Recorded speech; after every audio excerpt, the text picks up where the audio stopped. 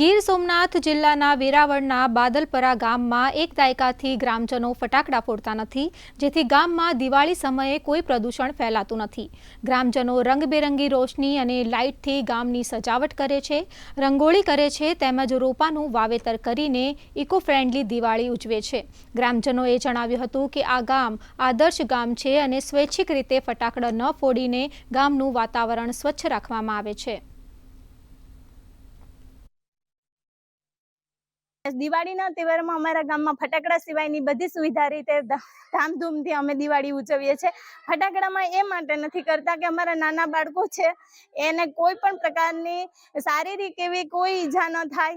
અમારા ગામમાં વાડી વિસ્તારના લીધે કોઈ પણ જાનવરને કે કોઈ પણ માલ સામાનને ઈજા ન થાય એ માટે અમે ફટાકડા નથી ફોડતા।